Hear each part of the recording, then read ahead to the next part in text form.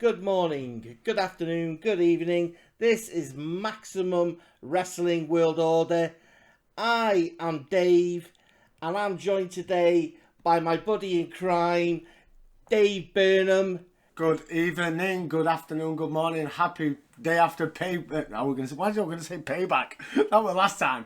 Clash of Champions. I still want to say Clash of the Champions. Clash of the Champions. And I've still never got used to WWE's version of the name of just Clash of Champions. But yeah, Clash of the Champions was last night. So we're going to talk about it. How are you doing? Did you enjoy Clash of the Champions? Do you know what? I'm going to surprise every fucker because I'm not as complacent. I don't complain like I used to about everything. Because you know me, I used to be Mr. Negative, fucking putting on a butty and just lay it out, and no fucker would like it. Do you know what? The way I work wrestling now is, I look at it and I just think it's a product. Okay, it's a product. We can do the fucking constant, bombardments of Vincent Kennedy McMahon and say that he's forgotten wrestling and all this bollocks, right? But I believe we're back to the days of when WCW was entertaining and it was a product that was always going to rival WWE. Because we now have AEW. Impact is in, I'm not going to say extraordinarily high peaks, but it's more entertaining than it's been in years. Impact will never die, my friend. That will never ever die. It can't be killed. No Vincent Kennedy McMahon poison can kill Impact. Impact is it's immortal. It truly is. It's fucking immortal. Is. Even Hulk Hogan's been there and he can't kill it.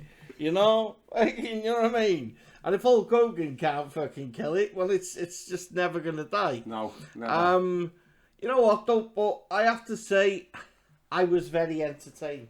It was an from exactly that. I think from a entertaining standpoint, from a product standpoint, from a TV show, it was exactly that. But it's not, WWE in 2020 is not a wrestling show anymore. It hasn't been for a long period of time. Nope. So if you want to watch wrestling, then probably, go ahead and watch AEW, go ahead and watch New Japan. If you want to watch WWE entertainment, and Vince can only does it the way that Vince can. Many times replicated, but never, ever beaten. No, it's not. It's not. And this is the way I look at it, right? I mean, I think I watch a tiny bit more wrestling than you these days. Oh, I'd say a lot more than a tiny. And I think, I watch me New Japan. You're not a fan. No. And you've openly said that I'll never ever get you to sit down and watch fucking countless hours. No, Tamahashi, Kamagachi, to be honest with you, dude. To be honest with you, I prefer it now to when I did when fucking arsehole fucking Bucks flips and kicks and constantly saying bollocks every week, which is very much the same in AEW with them. And I just call them Matt and Jeff version 2.0.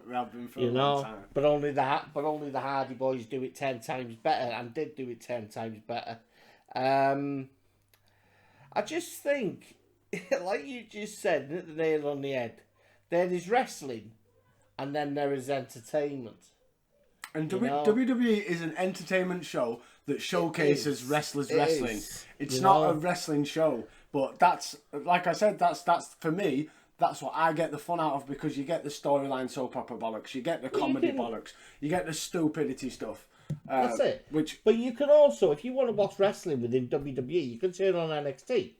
Oh yeah, definitely. Well, you can every now and again, a lot closer. Every now and again, you can get a decent wrestling match on the main roster, but few and far between. You might fall lucky sometimes. But shall we get in then to Clash of Champions 2020? Let's get into it. 27. You're going to ask me the same thing you ask me all the time, aren't you? You're going to do it. It's the 27th of September 2020. We are live from the Thunderdome, as always. David, did you watch the pre-show? What did I for?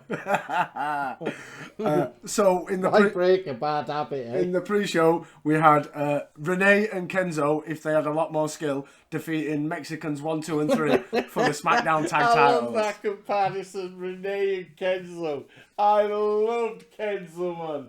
That guy was ace. Well, for That those cheeky smile. for those that may, if there is any of the listeners that listen to my other stick with the ruthless aggression, we have a long running joke on there where every Japanese wrestler is some version of the name Nakamura. So it's for Nakamura, for Funaki. There's Kenzo Suzuki Nakamura. So, so it's because the way that I like to see it, and it's not a racial thing, right? This is purely how I believe. This is not my personal feelings. This is how I believe Vince McMahon feels, that every Oriental wrestler looks the same. I mean, do you know what, right? I like to say I disagree with you. You can't. In the interest of all fairness. It's impossible. But I've just closed my eyes, right? And I've got a picture of Taka Michinoku. Yep. And he's got Nakamura's smile. Absolutely. I've got Funaki, and he's got Nakamura's smile. I've just shut my eyes again, and I've just seen Kenzo.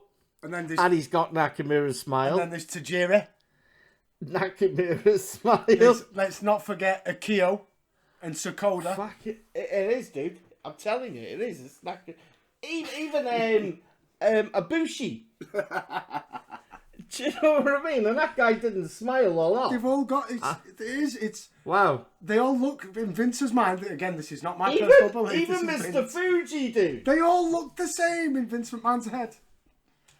They all must be a hell of a fucking like fucking problem for Vince. That's probably why he's never put them in as a stable. He's never had a big Oriental stable because he'd just get fucking rate confused. I like it. He tried it with with Kaientai back in like '98, weren't it? In that era when you had fucking I can't even remember their names. They're all little dumpy people that ran around with Taka and Funaki. Oh Christ! Men's Tail, he was one of them. Men's Tail, yeah. And they were because they had their manager, didn't they, at the time? And we're shit with names. I'm trying to think. One of them's just come back now. Into I remember the little fat one. Japan. The little fat one was Men's Tail. Yeah. Yeah. Funaki, obviously, Tadges, and then that blonde one. We'll call him Billy Gunn Nakamura-son. Gunamura.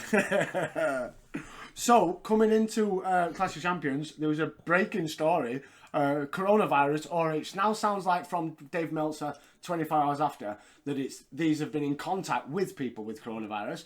But Nikki Cross, Nia Jax, Shayna Baszler all pulled from the show. So there's going to be no tag title match. And the Women's Championship match with Bayley's currently up in the air coming into the show. So yeah, it was a bit strange that they kind of didn't tell you the reasons why. And I believe it was Brian Alvarez that I read one of his reports where he claimed that it's because it's a medical condition like coronavirus, it's up to the wrestlers. They've got to give their permission, or the people themselves, they've got to give their permission for their companies to tell the world they've got the illness. So that could be the reason. It could be chatting shit, do you know what I mean? But if that is the reason, it still sounds viable to an extent. You would expect that there would have to be a certain sense of confidentiality involved in it, because, well, you'd be pretty pissed off if you fucking woke up in the morning, and you read your name, you've got coronavirus. You're like, what the fuck? Or even if you wake up in the morning, the old track and trace fingers off, and you've been in contact with somebody. Do you know what I mean? You might feel absolutely 100% top of the world, but that's just the way of the world these days. If you've been in contact, you've got to do what you got to do, haven't you? It's a big and thing speaking of the way at the minute, though, it's a big thing in wrestling. I mean, AEW's been smashed by it. Well, nobody wants that pandemic, do they? No. Nobody wants that to rip through the roster and take 10, 15 of the guys. And like, if you get someone that's on a pay-per-view that gets it, and that's in, let's say, a Fatal 4-Way or a Battle Royal, like NXT had the Women's Battle Royal the other day, you have someone on that gets it, then that's a shit load of talent that you're taking out. You can imagine Vince McMahon basically losing every single top-tier talent, and he's going all the way down his list of guys that he could put a strap on in a, you know what I mean, in a heartbreaking moment. And Vince is just like, okay, take my jacket. I can't believe I'm gonna have to do this again. Yeah, but Vince, you've got like 30 odd people. Doesn't matter. No one's I'm star gonna power. be champ. I That's always it. remember marking the fuck out Saturday morning with my breakfast, watching Vince McMahon win the world title from Triple H on SmackDown. That was fucking mega. That was WWE at its fucking finest. And speaking of WWE at its finest, up to the point where everyone came out in fucking masks.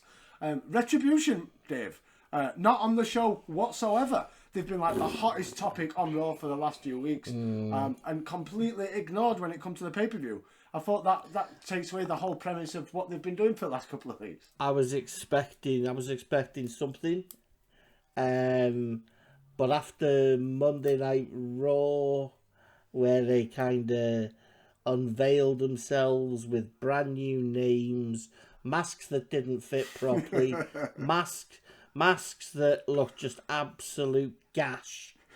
Old slapjacks. Looks like it's been made out of a paper plate. If anything brought me back to WWE with some sort of kind of connection and wanting to get, something different, something that I used to enjoy, factions are cool. Yeah. Right? And they were cool for a bit. Obviously it was a kind of like, they draw you in, don't they? Who are they? Fucking, come on. But, like always, you can't have good things when it comes to WWE. It could have been so good. It could have been so good. They can't roll with nothing can go a month. No. You can't build shit for a month. Vince has got the shortest attention span in the world. It is absolutely fucking stupid how you can't build something slowly, and then at the end of the freaking, he's forgotten what he used to do pretty good himself, Vince. The thing with the MWO, the poison, right? That was absolute genius. Where is the genius? He's old. He's just old now. The genius is probably still there, but he's old. He's in his 70s. But I gotta be honest, right? He needs to retire and go and enjoy his last 20 years on Earth. That's it. Right? What I don't get though about this whole retribution thing, right, is some of these fucking people, yes, they've been at the bottom of NXT, and yes, they fought to fucking, kind of make a name for themselves, and they have been kind of unfairly held back, and they've gone and signed 3 or 4 fucking people, and then it just pushes you further. It's like a fucking football team. Right, isn't it? my argument with that is, right, have they been held back? Because I don't watch NXT, but I'm fully aware who Dominic Dijakovic is. I'm fully aware who Maya Yim is, and I'm fully aware who Shane Thorne is. Shane Thorne. So I'm not an NXT diehard watcher, and I'm fully aware of these people. So these people, am I wrong in saying that they've been pushed on the NXT roster? Which is hell of a push. Shane Thorne, I would say. Shane Thorne, I would say, is the weakest link out of them all. Of course he is. He's got a paper plate for a mask. Shane Thorne is Vince, and Vince again. I guess I'm not spending money on that guy. Fucking Shane Thorne was part of a tag team on the Indies when WWE signed him. The Mighty Don't Kneel. Cool name, and they were a cool ass tag team. Bad to the bone, great wrestlers. Him and his buddy got fucking fired. Then you've got Dion, the black lad. Freaking I shouldn't say that. Sorry, people. Afro-American. Afro-American. He was the Raw commentator. That guy that stood up to stood up to Lesnar. And when he did that, right, I loved that. I thought, fucking hell, size of him, right? And he took the beating. And if anything, from all them, he is the one that possibly could have gone, do you know what? I put my body on the line against Brock Lesnar, and off I went in an ambulance, and no fucker cared. Do you know what I mean? Yeah. Well, you've got Dijakovic's had a freaking few matches against Keith Lee. He's had a, North American Championship opportunity. He's been pushed, and I kind of don't get that bit. But I'll tell you one thing about him: he's shit hot on a mic. Me and Mercedes Martinez. It could have been great until they took the fucking masks off. I think the only thing that I found a positive that's come out of this. I don't know if you already do, and listeners, if you don't, you need to follow T-Bar or Dominic Dijakovic on Twitter. He's T-Bar. absolutely fucking ruthless. He's battered Jericho, isn't he? He's turned his comments off, so you can't comment. And he says you can't comment because if you want to speak to me, you have to retweet me, which is just giving me traction. And he's brutal. He goes into everybody. He's fucking brilliant. He's brilliant. But yeah, I think he's fantastic. Retribution. Then I'd be amazed if this goes anywhere in 6 months' time and they're still around. Definitely. So then, our first match of the night, it was the triple threat ladder match for the IC title. Jeff Hardy, your champion, versus AJ Styles versus Sami Zayn, your kind of still champion as well. Some amazing spots in this. This match, I was surprised it kicked off the show, and it fucking blew me away. Sami, good job, it did. Sami, when he took the backdrop into a ladder. Jeff, then he cross-bodied himself onto an open ladder, which looked fucking grim. Sami hit the ladder in the corner so hard that he bumped twice on it and then bounced into the ring. One of my favourite moments of the entire show. Sami's on top of the ladder and then AJ launches a little mini ladder straight at Sami. Sami has to kind of put himself in the way to make sure it hits him. But then Michael Cole gives his best Joey Styles impression of "Oh my God" that he's ever given in his life. AJ and Jeff, they fall off a ladder and then AJ hits hard onto the top rope and screams into the mic. Ah! Jeff takes a gnarly bump in the corner. So Sami's teetering the ladder back with Jeff on it. And Jeff, with the ladder, they all hit the floor together, all intertwined. It was a nasty bump. Fair fucks for Jeff for going all out tonight. Going fucking all out. And he hits a fucking Alamania swanton off the massive ladder that no one really needs. The massive ladder. Pulling out all the stops. Fair play to him. And then you get the finish. Sami, the absolute fucking little genius, he pulls out 2 sets of handcuffs. He cuffs Jeff's earlobe to the ladder. Fucking brilliant. And then he handcuffs himself to AJ and then plays dead, smiling at AJ, smirking at him. They both climb the ladder. Sami then pops the key out of his mouth, unhooks the handcuffs it to the ladder. He's dicked them both over, climbs up, grabs the titles, and I am so glad they've gone with Sami being the victor because my argument is Vince said if you don't want to wrestle, you don't have to wrestle during the lockdown, the pandemic. Sami Zayn chose not to, and then got fucked for it. And I'm glad he ain't got fucked for it. Do you know what I mean? I'm glad that he's come back and they've gone, here we go, carry on, because Sami Zayn is one of the funniest, most entertaining heroes. Do you know what, right? What an What I'm going to say about Sami Zayn is Sami Zayn leaves me with an everlasting smile. Yes. Because he reminds me of Eddie Guerrero. He's got that, I see where you're coming from there. Yeah, he's got that charisma. And especially with this title, I will do anything I can, but I'm also going to say what the fuck I want. Do you know what I hope he does? I hope that he comes out on SmackDown still with both the titles. Both titles. Yeah, because that's never like, if you remember when Michaels and Razor had in Mania 10, Razor then only come out with one belt. So I want him now to come out, or even with Cena and Punk. Yeah. Do you know what I mean? That was 2 belts. And so I want him to, even if it's just for a couple of weeks, just walk around with both belts and proper throw it. So here's one that you could have had, here's one that you could have had. Just make people eat it. Oh, yeah. Take it. Take it in. Proper. Take it in. Rub it in like fuck. You know? I mean, it's just, I watched it and I thought, oh my God. When it came out as the first match, I was like, oh, please God, don't fuck this up. But I tell you what, for a triple threat, every person had a decent percentage of offense. Definitely.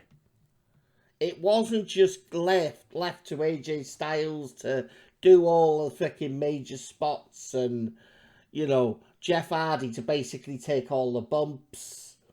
It was even Stevens, but tell you what, Sami Zayn, fucking kudos. That finish was an amazing finish. Exceptional. I always find that it's one thing WWE always does well, and they find ways to be more innovative with the ladder matches, with the ladder match concept.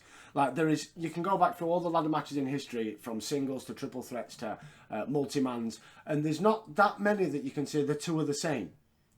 They always find a way of doing something even just a little bit more different, a little bit more special with the ladder, and using Jeff Hardy's fucking earpiecing to handcuff him to a ladder was a brilliant He did spot. look a bit uncomfortable, didn't he? Well, that was the thing. So when we had Sammy climbing the ladder, he was trying to retrieve the belts. Jeff Hardy has managed to find a way in the ring with the ladder still attached to his ear. That's it. While Sami Zayn's lifting both the belts, and Jeff Hardy's on he's stood up. He's on 2 feet. Like, one slight move, and he slips him with that ladder, and that ladder's ripping that ear straight open. Yeah. I mean, I just love that bit where Sammy basically puts it through his ear and he goes, "Oh, that's a nice fit." I thought that was just absolutely fantastic. Like, Oh, it was brilliant. It's a great opening match.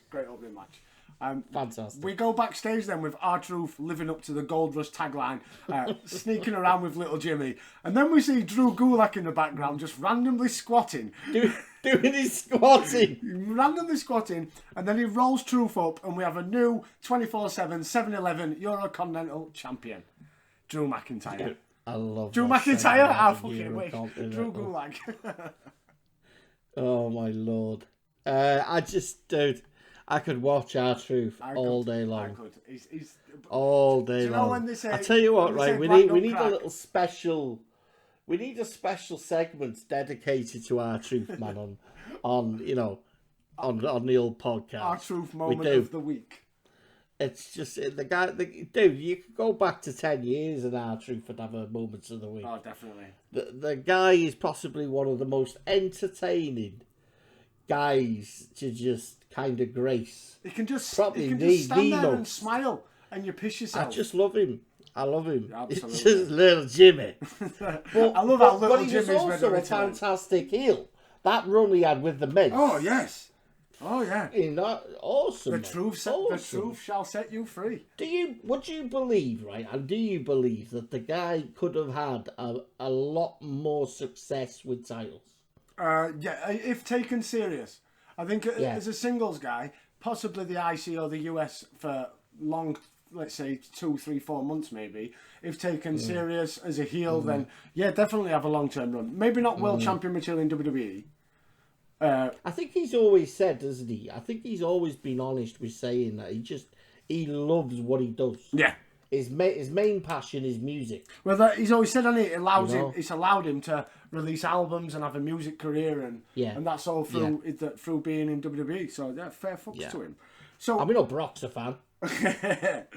So You know, up next then, Asuka versus Zelina Vega for the women's title. Absolutely no build. It had 1 week. For me, that sucks in any era, any promotion. For a pay-per-view, and that's the WWE's biggest problem, is a pay-per-view every fucking 3-4 weeks. It sucks when it comes to 1-2% of the pay-per-view that Vince is only giving that much attention to, and you're getting a terrible build. She had one fucking match after she got dropped as being a manager, and now she's in a world title match on a pay-per-view. That's your build in 2020. well, it's just your basics. She walks out, tells Asuka she sucks, and okay, I'll take you. I'll take you on our bat here. A couple of If everything was that easy, you know? A couple of decent spots that I liked. Zelina when she threw Asuka into the steps, which kind of showed the game plan for the entire match from Zelina's point of view. She's just going to focus on the arm. If I do that, then she can't get me in the Asuka lock, which she's new in WWE's eyes. She's new to in-ring competition. Obviously, we know she's not. If you watch TNA and stuff, she's wrestled for years, so she can wrestle. But it's fine that it's now WWE's allowing her to be a wrestler, so it's good that she's focusing in on a body part and she knows what she's doing. I love towards the end where you had a lovely spot of Zelina tying Asuka on the ropes. It was very, very reminiscent of I want to say, was it AJ Lee used to do that sort of maneuver where she'd be submission onto the ropes, which was quite a very Tajiri as well. Yes, isn't it? It gave you signs of the tarantula, definitely. And then towards the end, we set up the finish, which was brilliantly worked. We had a lovely set of near falls, which was very Lucha-esque or Cruiserweight-esque, where they'll keep popping out. And to the last point where Asuka popped out of a pinfall and locked in the Asuka lock. And then Zelina finally taps after a little bit of struggling, gets the victory. After the match, we get a bit of sportsmanship from Asuka, goes to Hoff for the handshake. Zelina, though, gives her the old oriental bow. Super heel. Oh, which is, Super heel. and then as Asuka goes to bow, kapow, have some of that motherfucker. This feud is going to continue. Super heel. I mean, I didn't like the start of it, same as you. Why would you fucking waste a match where you could have given an extra 10 minutes to someone else, or an extra 5 to one match and an extra 5 to another? But coming out of it, I kind of anticipated a good match. Yeah, this was just a test in the there. water. You know, chain wrestling was there. They both can go. Zelina Vega spent a lot of time with luchadors. We know that obviously from TNA. I think she was Sarita, wasn't she? Mm-hmm. We know that from TNA. Yeah, let's go. Because, I mean, let's be honest, fucking women's division is back to where it was. It's diva piss breaks now, mate. Unless Bailey and Sasha are involved, for me, it's a diva piss break time. I used to love them. I've always been a fan of the old divas. Back when divas were real women. Not when they were not when they were wrestlers. I don't want to watch women's wrestling, but on the flip side, the women's evolution. You're like the king, aren't you? That? Absolutely. You're like the king, Jerry Lawler, getting excited at the poppies. Less sex offending. You know, let's get a box of Kleenex and rub our knees. Give me Tori Wilson versus Stacey Keibler. 2 out of 3 falls, evening gown, bra and panties in a puddle of mud. In seriousness, I have enjoyed the last 5 years of the women's evolution by seeing quality 15-20 minute women's matches, your Charlottes, your more character based your as well. But we're not at that anymore. Charlotte Flair's not around at the minute. Becky Lynch is having babies with Rollins. You've got Asuka, who's nowhere near the level of the Asuka that was in NXT and never will be again, I don't think, no matter how many times they put the title she won't on be her. as long. She won't be as long as she's on the main card. So the women's division, and then you've got your Lacey can't Evanses. match it. No, definitely. And then you've got your Lacey Evanses of the world, your Alexa Blisses of the world. So yeah, they're entertaining to watch. But it's a shame to see Bliss where she is. You know. Well, she's a bit part in the storyline now, isn't she? Concussion again. That concussion has fucked her. But that's the thing. It always happens. We've seen it time and time again. The minute that you have an injury, a legit injury, Vince sees weakness. And the minute that Vince sees weakness, see Dolph Ziggler, see Finn Balor. The minute he sees weakness, that's it. You never get that push that he once gave you before. You only get, unless you're somebody top in Vince's eyes, you only ever get 1 shot. Maybe 2 or 3. Yeah. If you're Dolph Ziggler. Yeah, definitely. No, definitely. So then, up next, 2020's version of Nation of Domination versus Ahmed Johnson rolls into yet another pay-per-view as Apollo Crews looks to retain his US title going up against champion Big Bobby Lashes. I love Lashley, man. I love the whole Hurt Business. The whole Hurt Business shtick. It's amazing, isn't it? If the rule is you can only be BLM to enter the Hurt Business, right, then I want to see Titus O'Neil in there. I want to finally see eventually Apollo Crews join. Let's make this stable. I want him to go full Nation of Domination. Pro Black, dude. That's it. Do you know what? Right, if this stable right was in the early 2000s, right, Vincent Kennedy McMahon would have had no qualm with having them take a knee. Absolutely. Right, he would build the Uber clan, you know, for black people. And it would have been fucking amazing. You take that fucking stable down south of America. Oh, could you imagine? All the boys, get the boys! Could you imagine? Unbelievable. Thankfully, we live in a different this era. Is great jelly. like that match years ago with, I want to say it was Jim Neidhart. In like an indie show, I don't know if you've ever seen it, where Virgil's fighting somebody else. I can't remember who his opponent was in the ring. And all of a sudden, a guy comes out dressed in a KKK outfit. No, I've never seen it. I'll find it here and I'll send it to you. And he charges towards the ring, the guy in the full KKK, right? Takes the hat off, and it's Jim Neidhart in full Heart Foundation gear. Whoa. We're talking, this is like a 90s, I want to say 96, 97, something like that.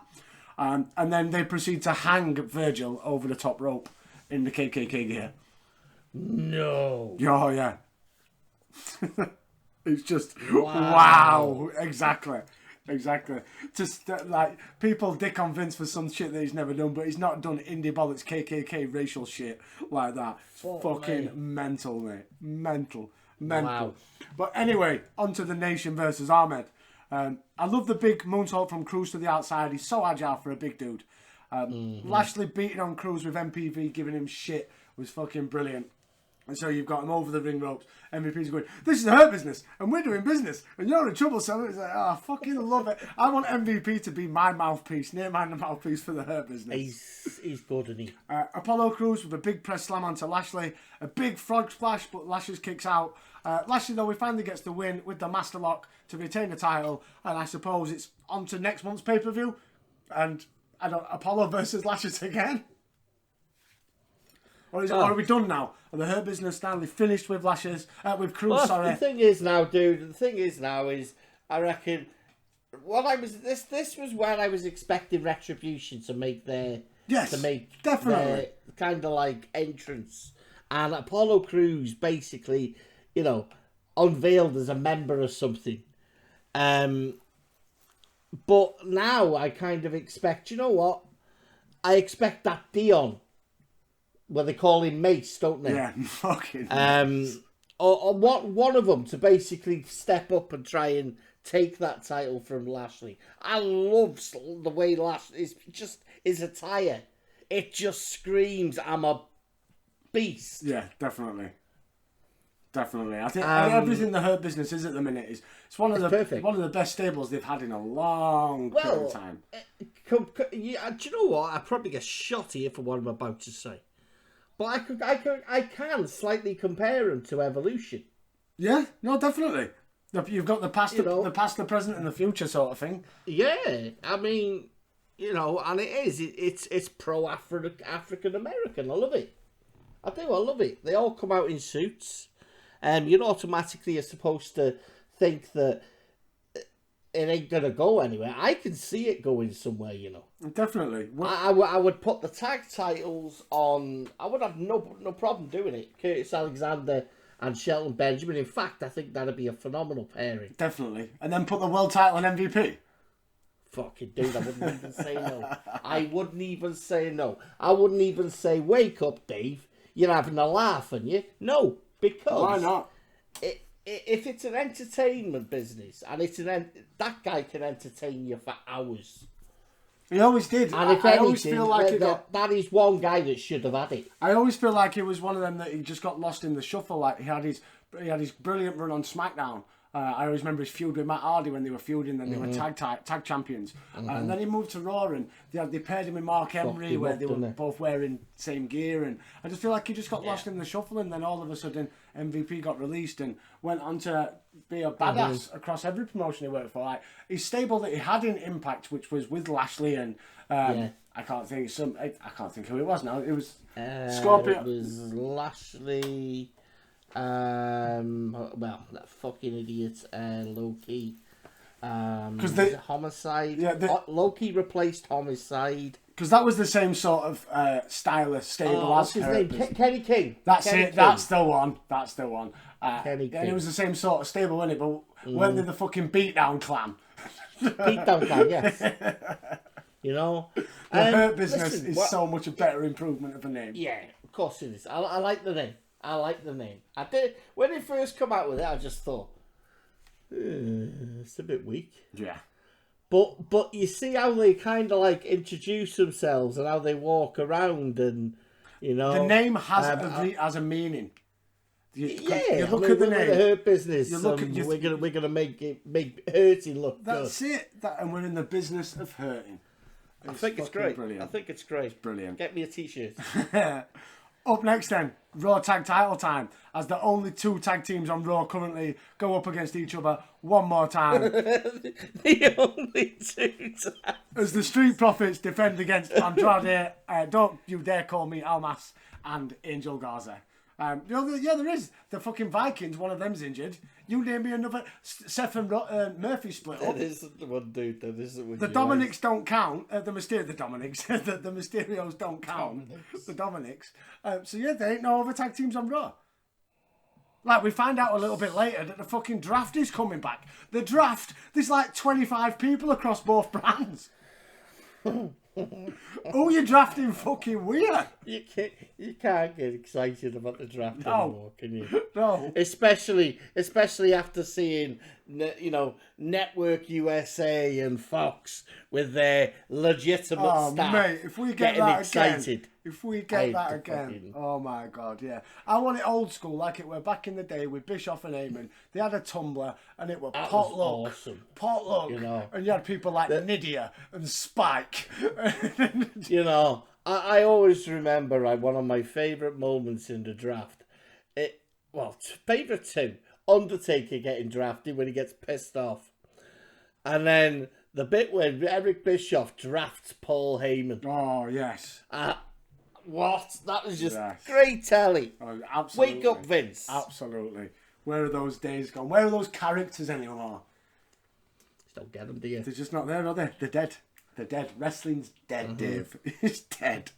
Vince McMahon killed his own baby. He killed him. Officially. That's legit. Speaking of dead, Spanish Fly from Angel Garza nearly kills every fucker. I thought is it Montez Ford, the skinny one out of the Street Profits? Yeah. I thought that would him done for life. Neck broke, job blocked, bye, goodbye.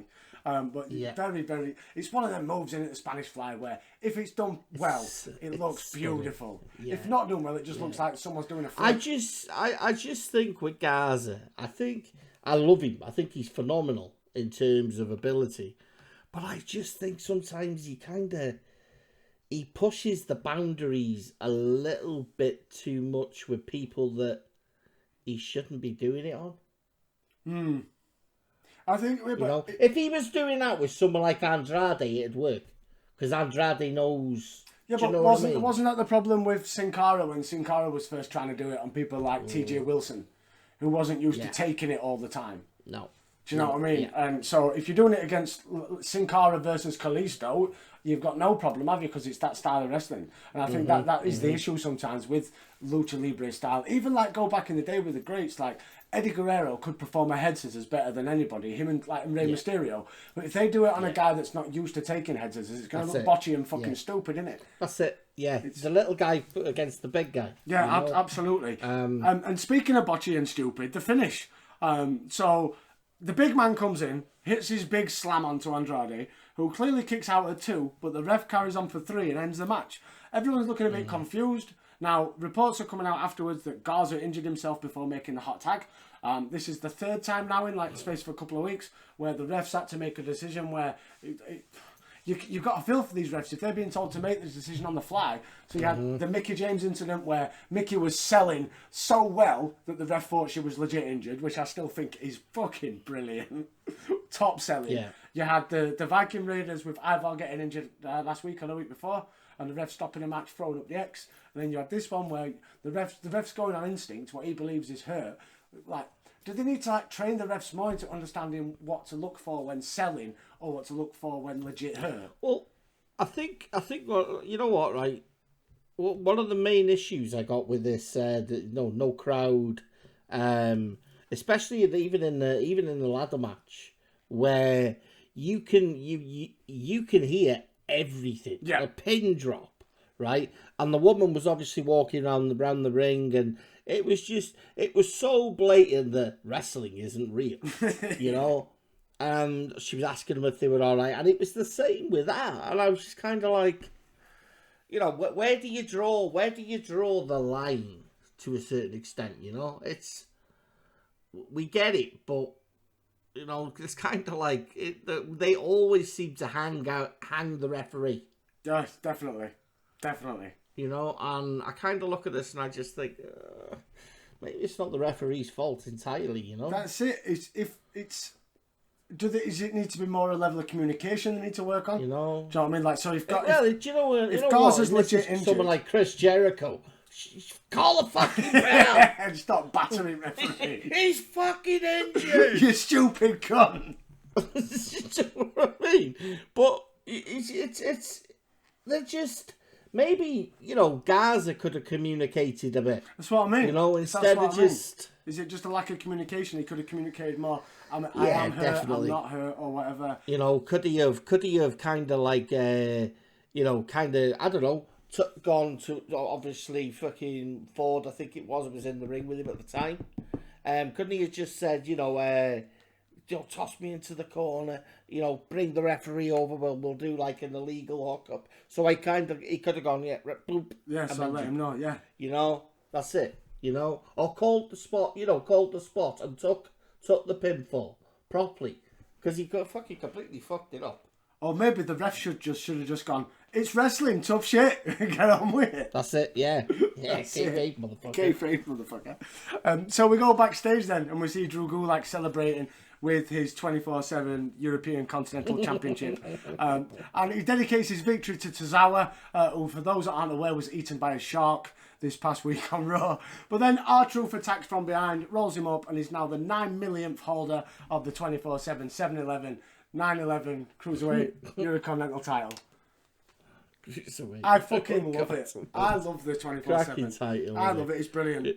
I love the fact. Do you know what? No, what I love more is I knew what was happening. We were gonna get a hardcore title that could be 24/7, but we're in a PG era still, so the word hardcore wouldn't be used, and the methods of winning the title using weapons wouldn't be used. But it's still the same concept to 24/7. You never know where you're gonna be. And I've loved the whole thing. I didn't quite enjoy... I enjoy this more now, where we get mini storylines, than we did at the start, where we just had R-Truth running around and the mid-card is chasing him. Yeah. It was just... Once you've seen that once, you don't need to see that week after week after week. But I still like the fact that how people still shit on the title so much. And that's its design.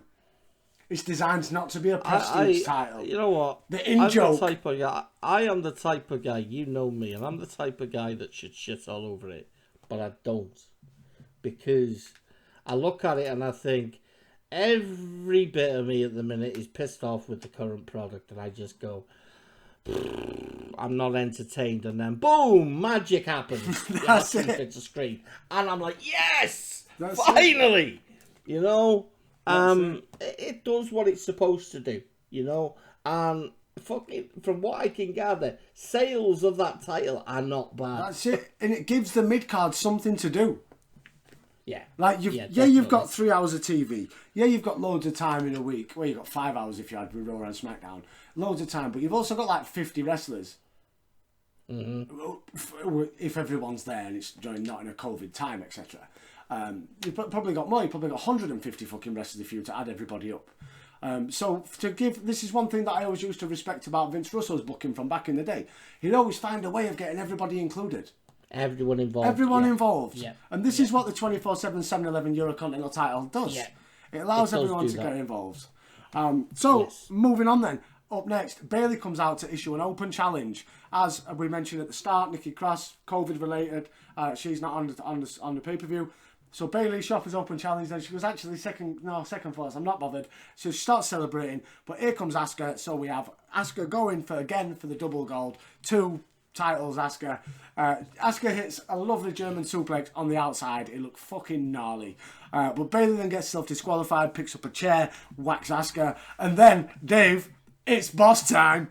Boom! Boss time. Out she comes. I wish they would have left it another couple of weeks. Just try that little bit longer. I know Vince. Vince loves just pow. He wants to finish before he's even had the start of the match. Listen, right. The girl has... She's worked through all this COVID, right? And she takes a lot of slack, man, fucking Sasha Banks, about for her botches and things like that. But again, botches fall into the same thing as what we've discussed with communication between 2 people or 3, whatever it is. If you ain't communicating, you're gonna get fucking hurt. Absolutely. Right? And she walks out, and I'm like, oh no. Why, man? Why? Why do you feel the need in 3 weeks to basically put this girl through living hell, got her head in a freaking chair and twice? What they tried to make it look like on screen was that Bayley killed Sasha Banks. right? Broke her neck, everything. Yeah, fair enough, right? When she's throwing the kendo stick and swinging the chair, she's clutching at her neck, she's going, ooh, ooh, ah. But I'm sorry, no, I'm not having it. You should still not be able to... No, No. I'm not having it. No, but if you think as well, last week, backstage segment, Bailey appeared and twatted her again with chair. Twatted it again, yeah, exactly. So I'm not buying it. This needed... Fucking This could have waited until at least, right? And they could have just rode it out, to the point where, you know, fucking whatever his name is, the geezer that's been doing all the booking, fucking and coming out on stage. Adam Pearce, right? Adam Pearce comes out and fucking, you know, they've sent me to SmackDown. Bailey, that you've got no one to take on at Hell in a Cell. You know, and Bailey's out celebrating, and boom, she returns. I'll see you in fucking Hell in a Cell. That'd be awesome. Or do an old school, like when Triple H and Shawn Michaels in SummerSlam 02, or even Brett versus McMahon at WrestleMania 27, I want to say, something like that. Where you have them come out still selling the injury, and then all of a sudden stand up and go, I'm not really hurt. So like one of them, not just have a... Don't get me wrong, it was a great visual when she had just a boom out of the camera, it's boss time, she came. We just needed Cole to say, it's boss time! But yeah, she should have just kept it a couple of weeks. Couple more weeks, and like you said... I was entertained by it. I mean, I'll be honest. I know now, I think we'll get a fucking phenomenal match between them two. Oh, absolutely. If they give them... Dude, people are going through tables, they're going through tables and everything. Last man standing, or last woman standing. You know? That's going to be nuts. Yeah. Dude, if that's anything compared to Brooklyn. It needs a crowd, though. That's the thing. Yeah. You can have the Thunderdome as much as you want, but like for moments like Jeff Hardy in the ladder match, when he did the senton bomb, that needed a crowd, man. I'm missing crowds so much in all the different walks of life at the minute. It is. You've never like, there's been times where crowds have been painful themselves when they chant, this is awesome, when it's quite clearly not awesome. When they had the Ziggler Seth Rollins match and they proceeded to count down during the entire match. There's been times... I don't like the constant use of the fucking booing. The pipe team shit. That's pissing me off, that shit, man. The pipe team stuff. AJ Styles is just getting this huge boo. Well, I'm thinking, fuck off. The fact that when Roman Reigns comes out, they lower his theme tune so you can hear the boos more. Yeah. You don't need to play a match from 2017, mate, and you'll get that fucking live booing. That's it, yeah, Rumble. That's it. So up next then, it is time for someone to call 911. It is the ambulance match for your WWE Championship. Drew McIntyre, your reigning defending champion, against the Viper, Randy Orton. I loved how New Year's Baby Big Show made his return. Grabbed Orton's leg, doing the heel turn as he goes for the punt, and we got a choke slam right through the table. Big Show's probably got an earpiece in. Vince, am I going babyface or am I going heel? You know what I know, Big Show. And I'm not lying. Big Show looks like the most unattractive fella in the history of fellas without his tash and beard. It's on the decline. Oh, it looks ill. It's going pro butterbean, dude. It looks ill. I loved how we had a red steel chair that came with the ambulance. It's like, I'm smelling Christmas playset. They look good though. You want to have your own ambulance match at home? Well, you can now with the new fucking Fisher Price WWE ambulance playset. Fisher Price ambulance playset. Well, you can open the backs of the doors and pull out crutches and chairs. Comes with red chair, as seen on TV. And you can also take your doors off. Coming to a blockbuster near you. Randy Orton with Fisher Price ambulance playset. Randy Orton with a lovely crutch shot to Drew. Drew with a big headbutt, big Glasgow kiss that rocks Randall and he lets out a load of spit. Okay, love that. Drew claymores the fuck out of the door. And then we somehow go backstage. And as we're backstage, if you close your eyes, Christian will appear. And he randomly beats on Randy in the cafeteria area. Back to the arena. We're at the top of the ambulance. Orton and Drew have their Lion King segment. It's like, don't push, save me, Scar. And then Drew falls to his death. Orton turns around. Boom! Shawn Michaels with a sweet chin music. A crotch chop. And then a little tappity tap tap. sends Orton flying off the ambulance into a box by the side of it. Great spot. I love how they're bringing back all the legends that Randy's fucked over in the last few weeks to the match. I thought it was a great little added element into the match. I was waiting for Edge. Edge to come out like when Braun Strowman came out of the ambulance. Edge comes jumping out of the ambulance or something like that. I was waiting for it. I was just like, oh, how the fuck they're doing here? Maybe they're saving that for the next one. We had Christian. Yeah. Do you know what I mean? We're saving that one. Drew hits a Claymore and throws Orton into the ambulance. Drew, though, thinks again before closing the door, and he punts Orton, throws him into the ambulance, and to finish off all the legends returning, the ambulance goes to drive away, but it doesn't go anywhere. So Orton's like Drew's tapping it. Go on, you can go now. The ref goes to have a look. Who's in the driver's seat? Woo! It is the Nature Boy Ric Flair. He should have done the siren, lad, as an ambulance. Woo! I thought, very entertaining. As gimmick matches go, I thought it did everything it needed to do. Do you think it was the right thing, though, trusting Ric Flair to drive the fucking ambulance? Not in the fucking slightest. No, I thought that as well. I think if you breathalyze that guy first. I think the main thing that I took away from this is that this is now the end of Orton versus Drew. It's time for Drew now to go on somewhere else. Maybe Randy disappears off TV for a couple of weeks. Maybe comes back on the draft and gets drafted back over to SmackDown. I want to see Aleister Black, man, and fucking McIntyre. Aleister Black get drafted over to SmackDown. I want to see Aleister Black in a title picture. I really do. Aleister Black versus The Fiend. That's something that I find very intriguing. That'd be kind of cool, yeah. Just trying to find that perfect pairing for McIntyre, man, because Orton and McIntyre has been fantastic. Oh, it's been a brilliant feud. It's to try and make McIntyre be what everyone believes he is going to be, or he already is a beast in the future of professional wrestling at the heavyweight level. He had to have a solid feud in his first proper mega feud as a world champion, and him and Orton have battered each other over the last 2 months. Battered each other. A heel Keith Lee would be something I'd like to see. Well, I thought we were teasing that the last couple of weeks. Going back to what you mentioned earlier about either Mace or T-Bar going for one of the mid-card titles, how's about Drew McIntyre comes out, he's celebrating, I beat Orton, I fucked him off, and then they take him down, and Dijakovic goes for the world title. I know the guy can work. Oh no, definitely. The guy can work. He's not afraid to go freaking strong style, stiff. Fucking let's have it. Why not? Why not? What exactly? Why freshness. That's it. We want freshness, and that would definitely. I don't want to see Seth Rollins walk out and fucking go. I'm back in. I'm next in line. Yeah. 100%. Gives everyone a reason just to go on the freaking forums and kick off and say, fucking crap Raw was. No, man, make it entertaining. I think Seth's going to SmackDown. I think that's where he's heading in the draft. I think he's going to go to SmackDown. Carry on the gimmick of being fucking Jesus. But I think he's going to go off to SmackDown. Maybe get a new disciple over there. I don't know, but that's where I think he's heading. So then, it is time for our main event of the evening. Universal title. Cousin versus cousin.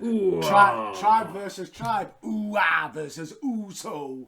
Jey Uso versus Roman Reigns. And he's finally ditched the vest. He wasn't lying when he said it on that interview or podcast he was on the other week. He said the music's going to get changed eventually, but the vest is going and you're going to see the ooh-ah.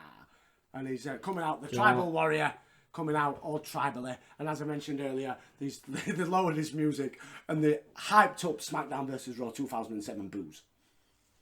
I believe the boos were. I believe. I know they were a bit hyped up, freaking bit over, over the top of his music. But I really do believe that he would get the natural hate that he deserves. Oh, definitely, because you get. We've always said this. We've always said over heel, over face. Definitely. To make that transition, you have to do this transition. You have to be dated and despised before people will kind of look at your babyface turn and go, yeah, kick his ass, Roman. Exactly. Exactly that.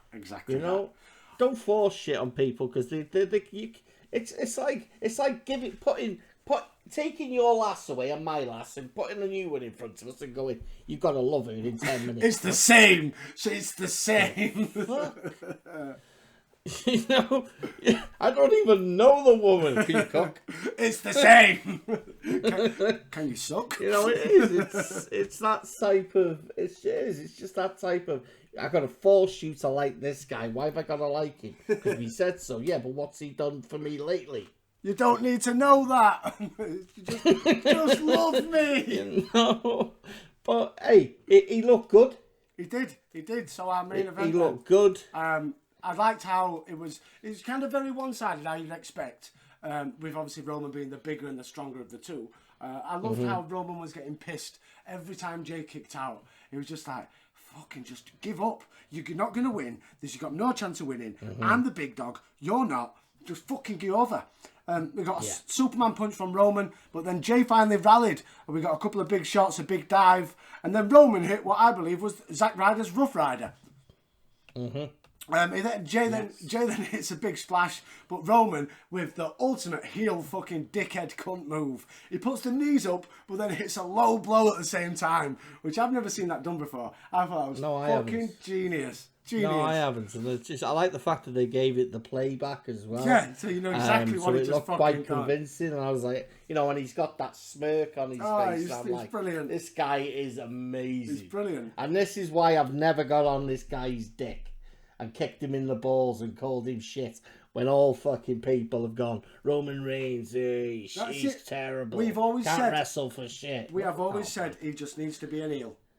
Just do what's right what's right by Roman Reigns, not what's right by you, because it'll all pay off in the long run. Hey, that's a t-shirt. Do right by Roman, not right by you. That's a t-shirt. We've got to get that patented.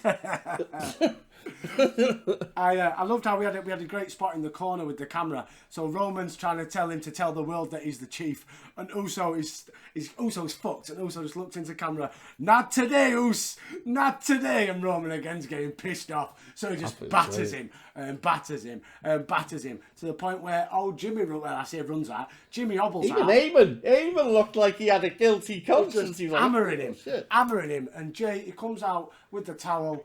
And like Owen Hart back in Survivor Series 94, he finally throws in that towel. He can't cope, his brother getting beat up any longer. But unlike Survivor Series, I expected Jimmy then to turn and him to join Roman. I've said this before.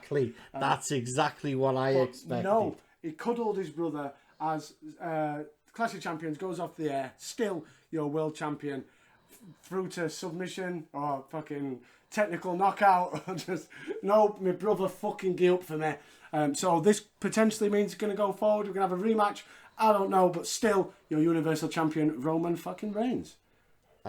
Yes. And I was thoroughly entertained. Very much so agreed. Best pay-per-view I have seen in a long, long time. It didn't. I don't think it lost any pace. Well, we've done three. This will be the third pay-per-view we've looked at in the Thunderdome era. So if we were going to have a Thunderdome league table, this, we both agreeing, would be firmly number one. It's going straight at the top, man. And then what comes second? SummerSlam or Payback? Oh, fucking hell, it's got to be Payback. I made agreement, and then SummerSlam third. The B shows are kicking over the A show. But that's absolutely thoroughly entertained. For, like I said, something that was thrown together. Well, they have been the last three pay-per-views. We've had three pay-per-views in 6 weeks?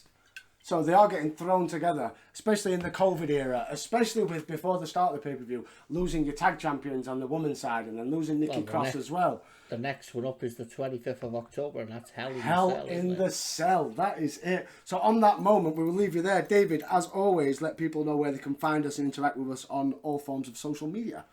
You can get us on Facebook at Maximum Wrestling World Podcast.